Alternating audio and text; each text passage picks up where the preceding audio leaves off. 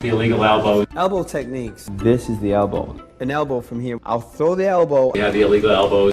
All right, people, we're back, man. Illegal Elbow Radio, another exciting episode for you guys, man. This is Brian from Illegal Elbow Radio, Illegal Elbow on Twitter. And this is Dan from MMA Aftermath on Facebook and Twitter. We're talking about a fucking vagabond, roamer, wanderer, a Nate Marquardt.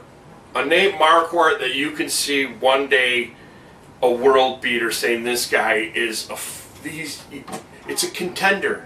It's a contender fucking match that he just had. Ex-Strikeforce champion. Yeah. You know what I mean? We've seen him on the very highs where that's exactly what you're saying. This guy is a fucking world beater.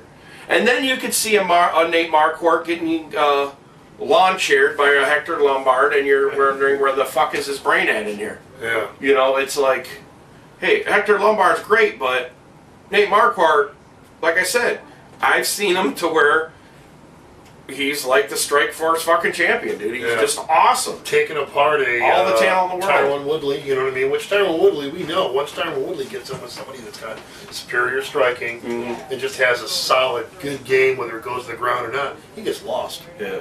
We've seen that against McDonald, dude. McDonald took him apart piece by piece, and that explains to me the Nate Marquardt just smashing of a Tyron Woodley. Tyron Woodley has a lot to learn when it comes to a striker's defense. Yeah, you're just not going to come in and knock everybody's block off. Not everything's going to be a damn bar fight. Yeah. Forget about it, you know. So, that being said, man, Nate Marquardt, you know, I think there's a ceiling going on right now. Nate Marquardt's having a hard time, you know. And Brad Tavares is not a bad matchup for him at this point. Brad Tavares, we've seen him in a couple different fights recently where I think it was a Tim Bosch and a Brad Tavares. Mm-hmm. Which I think that was a very close fight, man. I believe so. I want to kind of take a look at that and see, because it's... I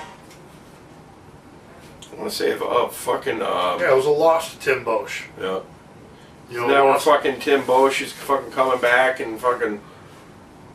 Well, you look at this: Ricky Fukuda win, Bubba McDaniel win, Lorenz Larkin win, Yoel Romero lost. He got, you know what, and Yoel Romero was, for all fairness to Tavares, he went against a guy that is a fucking phenom, okay?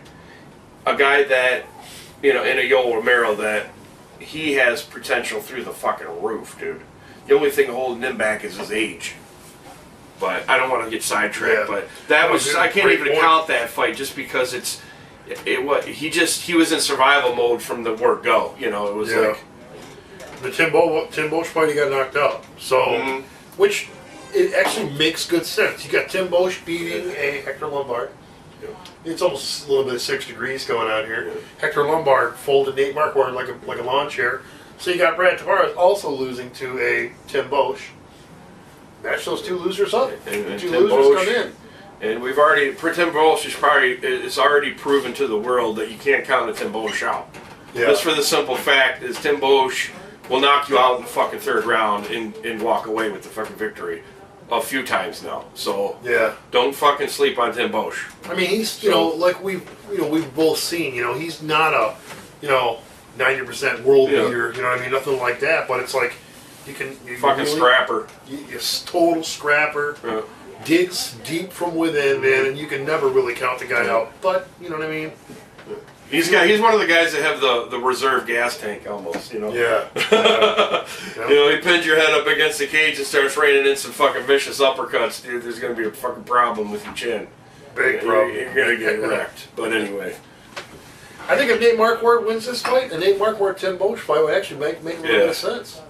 I want to see I really want to see a Nate Marquardt come out on top on this one, dude. I'm pulling for a Nate Marquardt. I always do. We've been watching Nate Marquardt for fucking dude. Look at his record. We've been watching. I think he was back in Pride, if I'm not mistaken. Yeah, Nate Marquardt too. He was a king of pancrase plenty of times. This guy is a fucking proven champion. Okay? Yeah, if he's got his head into it and he's focused and uses all the tools and abilities that he has. And all the fucking MMA mixed martial arts that he knows. Yeah. Dude, he's fucking awesome, dude. Top dog. He's got the experience. 2 times. He's got 2 times the experience of a lot of guys out there, man. I mean, 33-13. You know what I mean? It's a sick record. You know, and you look at a lot of that record. There's some top guys of the past in there because he's still there, still sticking around, and he's coming of age here. I want to say 34-ish, 35-ish, somewhere in there. I'd like to see him at least get a couple wins, go out on top, be done with it, help your partners. Yeah. Go into some training, you know what I mean? Yeah, oh shit, he's got a career after your fight. Yeah. Just like I said, man, a roamer, a fucking vagabond, man, he's been in all fucking ends of the earth learning all crafts. You know, that's a guy that has been threw it all into the sport and the mix, not just being in the UFC or anything like that, just learning, man. Yeah. The guy is like a fucking sponge. A sponge, dude. That's why I pull for him, because he is the guy that epitomizes knowing all of the shit, man. Knowing all of it, man. And he had I'm going to say he had an awesome game plan going in with a Tyron Woodley. If he maybe has a little bit of that game plan with a Brad Tavares, it might really help him. Mm-hmm. But don't what do you call it, man? Don't completely abandon the rest of the game, because, I mean, he's a lock specialist, you know what I mean? Toe locks, you know what I mean? Footholds, whatever. Leg lock. He's really good with a lot of that shit. And just good with submissions on the ground. So not to mention, Brad Tavares is fucking. His back is against the wall right now, man. Coming off of 2 losses, Brad Tavares needs to fucking. He needs a fucking victory here, man. You know, because he does. We've seen fighters 3 losses in a row. If your name's not big enough, fucking. Sorry. Cutsies. You know. But you know what? This is not out of the realm of a Brad Tavares victory. You know what I mean? I can't totally disregard the guy. I mean, he's done good, but he's come across a few guys that are a little too experienced, just a little too much in the know-how to fall to him. So I think it's a kick-ass fight, though, dude. It's a kick-ass fight. I'm fucking hyped up about it, dude. Nate Marquardt, like I said, I'm always pulling for Nate Marquardt. Yes. If Nate Marquardt can dig his heels in real tight, put together some good game plans for these guys. Maybe he needs to change camps. You know, we're always about changing camps. You know, you got to keep shit fresh. You got to keep it fresh. If he was to change a camp, maybe, which I don't know, maybe he has been. You know, who knows? Maybe he's changed the camp and it hasn't done very well. Who knows? But you're to change a camp, come in here. You know, good game plan against a Brad Tavares. That would make a good next fight.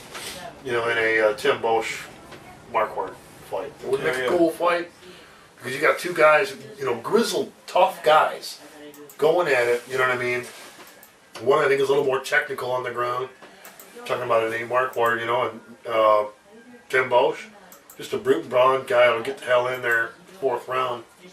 You know, if they go to 4th round, but you know, 3rd round, dig deep and kick some ass. You know, I mean, it's just the way he is. But hell yeah. I don't know if you want to put a cap on that, man, but there is another fight here coming up with a Hazel Park native. Oh, shit. And this is a crossroads match for this individual, if I might say so myself. This is like... This is a main event for you and me, pretty much. No, and not only that, we're not going to say any names.